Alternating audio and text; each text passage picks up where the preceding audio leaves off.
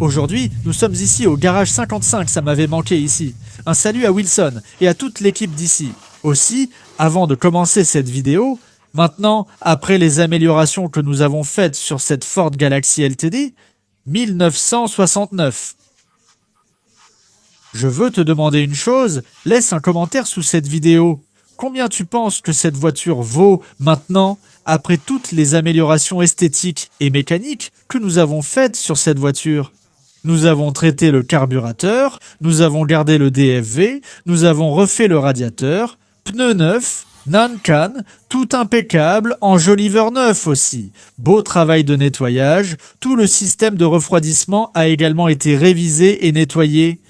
Alors, je veux comprendre, faisons ici la code FIP du Pingando Olio. Combien vaut cette Ford LTD Galaxy ici? Commente sous cette vidéo s'il te plaît.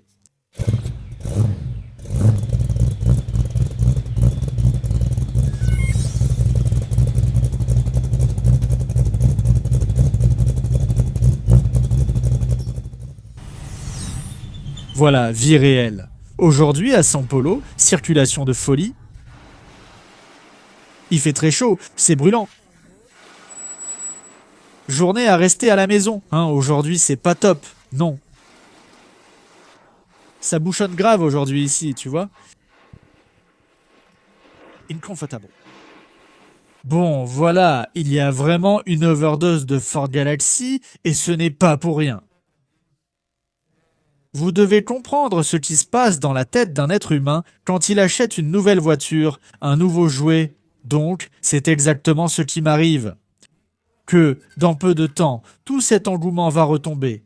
On s'habitue au jouet. On commence à l'utiliser de moins en moins. Puis les choses deviennent un peu moins excitantes. De cette façon, telle que c'est aujourd'hui, je veux vous montrer la vraie vie d'une voiture ancienne. Dans la dernière vidéo, que vous avez beaucoup regardée, j'ai montré la voiture d'assez loin, le travail terminé, à quel point elle était belle. Cette fois-ci, j'ai préparé une vidéo spéciale pour vous montrer ce qu'est la vraie vie. Même sur une vieille voiture, pleine de marques, de travaux mal faits. Et c'est ça que je veux vous montrer dans cette vidéo, sans pudeur, sans peur d'être jugé. Mais bien sûr, je ne veux pas dénigrer l'image de la voiture, ni diminuer sa valeur, mais je veux vous montrer la réalité, à vous tous.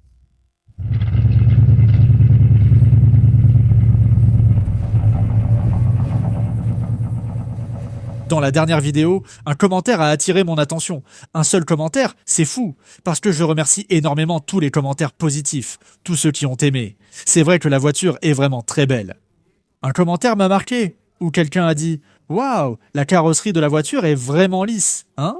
Je me suis dit « Attends, ce n'est pas le cas. » Non, je n'ai pas répondu, mais ça m'a donné une idée. Je me suis demandé « Est-ce que j'ai vraiment montré cette voiture comme il fallait ?»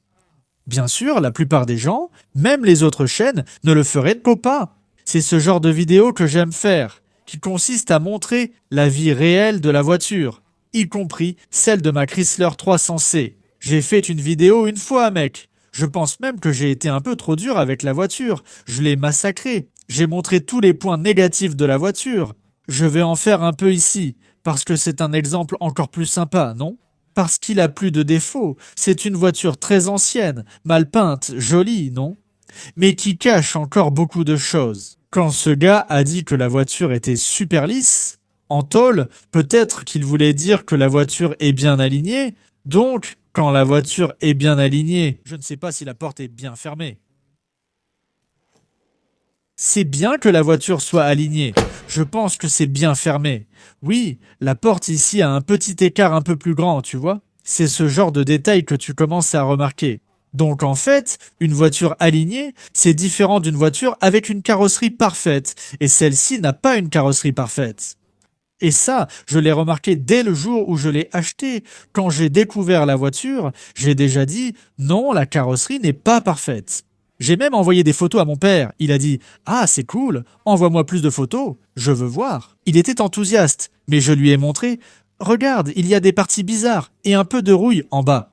Alors, quand tu commences à faire attention à ces choses-là, tu vois que la carrosserie a vraiment beaucoup de points bizarres. On ne sait pas s'il y a beaucoup de mastic en dessous, si c'est juste une préparation de peinture, ou s'ils ont peint par-dessus l'ancienne peinture. Et la meilleure façon de faire ça, c'est de venir ici derrière et de regarder avec les yeux sous cet angle, tu vois. C'est dans ce jeu d'angle que tu vas remarquer combien de vagues il y a sur la carrosserie. Plus il y a de vagues, pire c'est. C'est la préparation de cette peinture, de cette carrosserie ici en dessous. Tu vois que sur cette aile, ça ne se voit pas trop. Cette aile-là a l'air plutôt correcte, d'accord? Quand tu passes aux portes et que tu fais cette lecture visuelle ici, de la tôle, là tu arrives à voir beaucoup plus de bulles, beaucoup plus de petits défauts, y compris ici sur cette porte. Il y a un défaut ici, non? La tôle est un peu décalée ici. Plus vers l'extérieur de l'aile, je pense que cette voiture a subi une intervention un peu plus importante de ce côté, sur cette aile. Même si la voiture est super belle, bien alignée, bien arrangée, les baguettes et tout ça donnent cette fausse impression de loin que la voiture est merveilleuse. Ne vous méprenez pas, je ne suis pas en train de me plaindre. Malgré tout, elle est très voyante, elle est super belle. Je trouve même ça sympa et intéressant de voir à quel point ça attire l'attention des gens dans la rue. C'est même différent du Dodge. Je suis même allé faire le plein tout à l'heure. Et le gars là-bas, qui fait le plein pour nous à la station, m'a dit Purée, ce que cette voiture m'a rappelé de bons souvenirs. Mon grand-père en avait une pareille. Elle était bleue, et, peu de temps avant sa mort, un Italien lui a acheté. On n'a plus jamais revu la voiture, alors les souvenirs que ça réveille, c'est ce qu'il y a de plus sympa avec cette voiture. Mais en parlant de la qualité de la voiture en elle-même, elle est très bonne. Mais il y a beaucoup de petits problèmes de peinture. Tu vois ce genre de choses ici, je ne l'avais pas encore montré d'aussi près, tu vois. La Dodge, il y a aussi quelques trucs dans ce genre-là. Je vais te dire, en ce moment, rien de tout ça ne va me déranger. Parce que, comme je l'ai dit dans la dernière vidéo, pour rouler, c'est vraiment un vrai tapis automobile, un vrai délire automobile. Mais on a ça partout dans la voiture. Une peinture, une batterie, tu veux encore voir beaucoup? Très bien fait. D'ailleurs, on se demande ce qui est arrivé à cette voiture. Pour qu'il perde sa peinture d'origine, les sièges d'origine, je comprends même l'usure. Mais alors, les garnitures de porte, comment se fait-il que le tableau de bord soit aussi bien préservé? Et ils ont enlevé les garnitures de porte? Est-ce qu'ils les ont enlevées pour les vendre? C'est bizarre, hein, mec. Et puis, il y a des vis qui apparaissent. Ça nous fait réfléchir, non?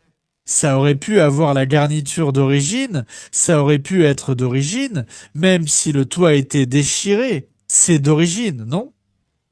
Un jour, j'ai montré à Peterson que les vitres sont d'origine. Alors, qu'est-ce qui a bien pu se passer pour qu'il ait perdu ces éléments, hein, qui sont si caractéristiques de cette gamme 69 Limited, que, pour une raison quelconque, le premier propriétaire ou le deuxième, au maximum le troisième, parce que d'après ce que j'ai vu, je suis le quatrième propriétaire de cette voiture. Très peu de mains.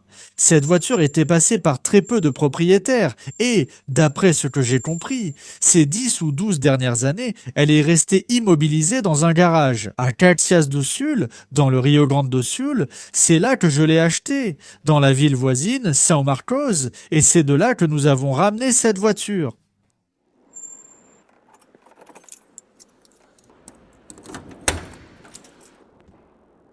Les casquettes et les t-shirts tachés d'huile sont de retour là-bas. Sur le site, la livraison est gratuite pour tout le monde et pour chaque achat. Il y a des autocollants, généralement plus d'un autocollant. Et, pour ce retour, je mets beaucoup de choses que j'ai reçues en cadeau, des endroits que j'ai visités, des ateliers, des événements, des magazines, Classic Show. Je mets tout ça en cadeau pour vous. Donc les gens qui achètent dans ce moment reçoivent certains de ces cadeaux, sa tache d'huile, avec livraison gratuite et autocollant pour tout le monde. Voyons ça ici, parce que c'est l'une des parties les plus sympas et les plus intéressantes de cette voiture. Mais je me doute aussi de ce qu'il y a vraiment ici. Ah, c'est la clé en croix, ce cric ici, douteux, je ne sais pas, mais je soupçonne que ça a déjà été fait à un moment donné. J'aimerais savoir si l'un d'entre vous peut, en regardant la vidéo, identifier si cela a déjà subi une grosse intervention ou non, si c'est d'origine, si vous voyez ça. Il me semble que soit c'était comme ça en sortie d'usine, ça venait vraiment comme ça d'usine. Je sais que les finitions d'usine à cette époque n'étaient pas parfaites, n'est-ce pas? Alors, ça me fait me demander s'il y a eu une intervention ici ou non.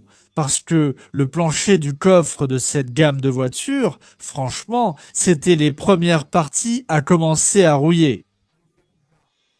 Donc, je voulais savoir si vous pouvez identifier, m'aider, envoyez-moi vos avis sur ce plancher pour me dire qu'est-ce que vous pensez qu'il s'est passé ici, s'il y a déjà eu une intervention ici ou non. Mais je vais te dire, cette partie ici, quand Felipe, le propriétaire, a ouvert pour que je voie le coffre, ça a presque changé la donne.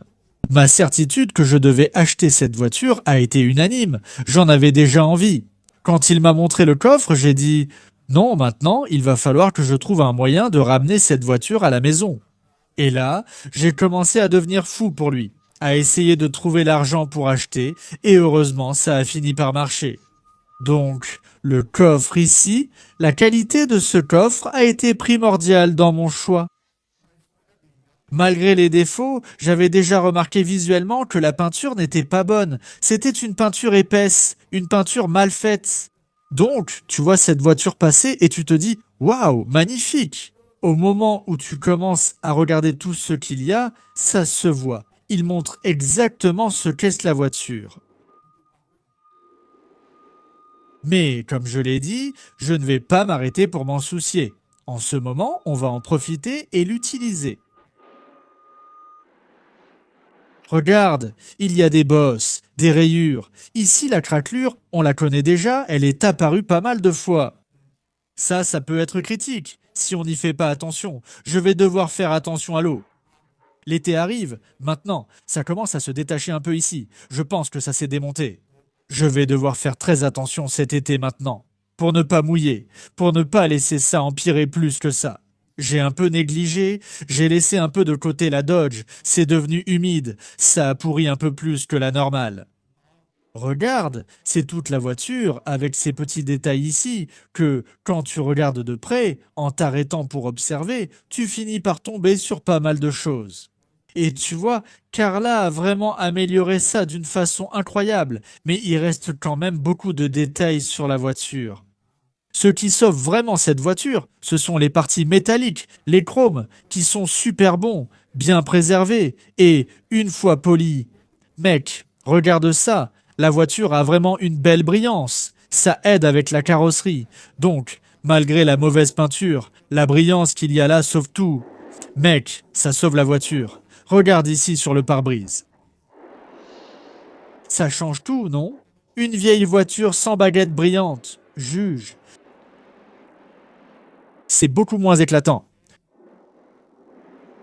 qu'une voiture qui a de mauvaises baguettes. D'ailleurs, la F-Cent en est une aussi, qui avec les baguettes change beaucoup. Cette baguette ici est super belle, elle est en très bon état. Alors, ça s'est détaché à nouveau, ça a même fait du bruit. Cet emblème ici est magnifique, vraiment très beau. Une autre chose magnifique que j'ai découverte et que je ne savais pas, c'est le détail de l'enjoliveur. Regarde comme c'est fou, il y a l'emblème à l'intérieur, derrière cet acrylique, et il est gardé là-dedans, protégé. Ici, il y a une petite fissure.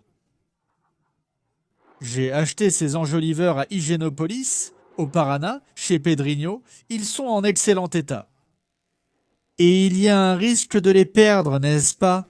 J'en ai perdu quelques-uns.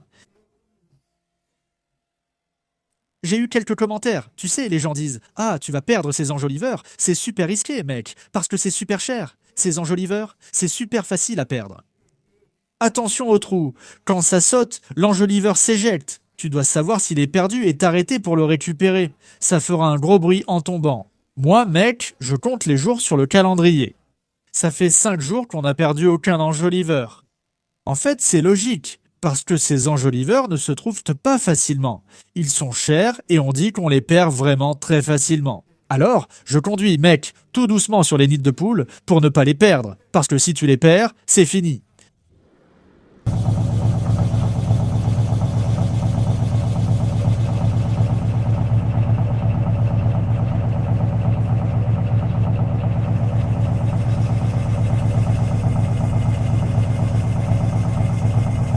Tu sais quoi? Abonne-toi aussi ici à Pingando Olio. Si tu n'es pas encore abonné et que tu regardes les vidéos, abonne-toi ici.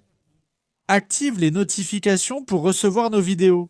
Parce que YouTube lui-même a dit qu'il n'arrive pas à envoyer la vidéo à tout le monde. C'est seulement si tu as activé la notification sur ta chaîne. Comme ça, on peut vous envoyer toutes les vidéos, ça augmente les chances qu'on répande la rouille sur YouTube. Je vais devoir répéter ça aujourd'hui, je vais te dire la vérité. Aujourd'hui, il y a quelques thermomètres ici à São Paulo qui affichent 33 degrés. C'est vraiment la sensation qu'on a. Il fait vraiment chaud aujourd'hui, et c'est un jour où j'aurai certainement la climatisation allumée dans cette voiture. Dans l'autre vidéo, j'ai parlé de ça, et je pense que l'une des choses qui chauffe beaucoup la voiture, c'est justement cette mécanique robuste, lourde, ce gros V8. Ici, c'est vraiment la puissance d'un camion à l'intérieur d'une voiture, et je crois que ça finit par faire entrer beaucoup de cette chaleur à l'intérieur de la voiture. Tu vois, j'adorerais avoir la climatisation ici, mais parfois on s'arrête, on réfléchit et on se dit mince, installer une clim, dépenser de l'argent et je vais l'utiliser très peu de fois dans l'année. Vraiment, si tu vas beaucoup prendre la route, ça a du sens, mais si c'est juste pour sortir et faire un tour en ville, parfois ça ne vaut pas le coup, parce que tu vas très peu l'utiliser et ce qu'on n'utilise pas finit par perdre du gaz. Mince, ça reste inutilisé, au final ça ne sert pas à grand chose. Je ne sais pas si ça vaut le coup, mais j'aimerais bien essayer une fois pour voir comment c'est. Si tu as la climatisation dans ta voiture, partage-moi ton expérience. Dis-moi si ça vaut le coup ou pas. Regarde sous le soleil. Comment? La géographie apparaît. Et quel dommage, parce que c'est seulement sur la partie du dessus, en dessous. Il n'y a rien de tout ça. Et si ce n'était pas ça, mec, alors là, il n'y aurait vraiment aucune inquiétude à peindre. Un jour, de cette voiture, il ne restera que le capot et le coffre. Et je commence à manquer de place dans le garage, tu vois, chez mon père. Ça ne rentre plus facilement les voitures, parce qu'il y a la Dodge, la Bel Air, et chez moi, il y a l'avant de la voiture qui reste un peu dehors comme ça. Et puis, il a plu ici, ça a un peu mouillé, mais regarde comme la saleté ne se voit même pas trop. Si c'était la Dodge, une voiture noire, une voiture foncée, elle serait déjà toute sale. L'avantage d'une voiture claire, dans cette teinte-là, c'est que ça permet de dissimuler. C'est bien, mais regarde comme ça apparaît au soleil pendant la journée. Ils ne vont même pas me laisser participer aux événements par ici.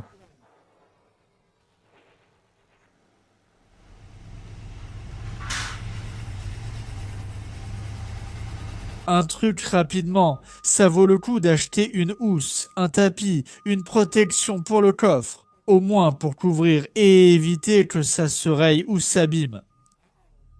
Il y a ça tout près sur le marché, ça vaut le coup ou je laisse comme ça. Vous savez s'il existe ça en stock pour ce modèle de cette année, pour qu'on essaie au moins de rendre ça un peu plus joli avec un tapis ici?